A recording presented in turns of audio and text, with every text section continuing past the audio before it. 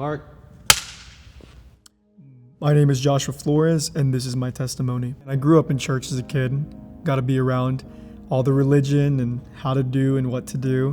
But honestly, I never really had a moment of my own genuine faith. I remember I went through a season when I was about 11 or 10 years old where out of nowhere I got really sick. I started experiencing seizures and it was scary. Feeling like, as a 12-year-old, 11-year-old kid, like, man, I'm a burden on my family. And so that threw me down just a dark path. Started getting really depressed, and then suicide was next. I attempted to take my own life like 2 or 3 times. Thank God for a praying Latina mom, because she was like, nope, you're gonna go to church. And so I remember sitting in the back of a church sermon and just being like, man, this is baloney. But that night something really impactful happened. This pastor comes up and he just starts reading my mail. Everything that I'd been dealing with, everything I'd been wrestling with is just right there. And he's like, I need you to take a step of faith. Come up and we want to pray with you. I'm already here. This is weird. I was like, why not? I have nothing else to lose. Why not? Raise my hand.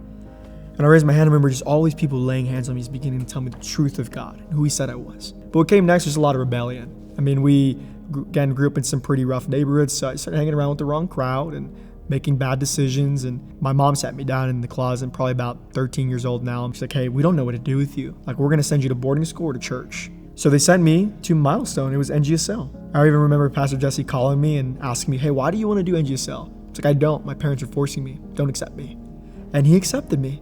We had an NGSL overnight retreat. We got a session. Don't remember one thing that he said, but I remember what I felt. For the first time, I was worshiping. And for the first time ever, I heard the voice of God. And it was so simple. It was, son, I'm proud of you. When I was around 6 or 7, I was baptized. But he began to tell me, he was like, did you feel like you really made that decision for yourself? So I was kind of wrestling with man, if I get baptized, is that weird? Isn't that a new believer thing? But man, as I prayed about it and as I talked with Pastor Jesse, I was like, man, this is my next decision. Pastor Ryan baptized me. I remember coming out with just my arms up. I was like, woo! It's a pretty cool photo. This is my outward expression, which just means that, the way that I walk, the way that I talk, it's always been different. But now, I'm really representing the kingdom. So I want to try my best to represent it right.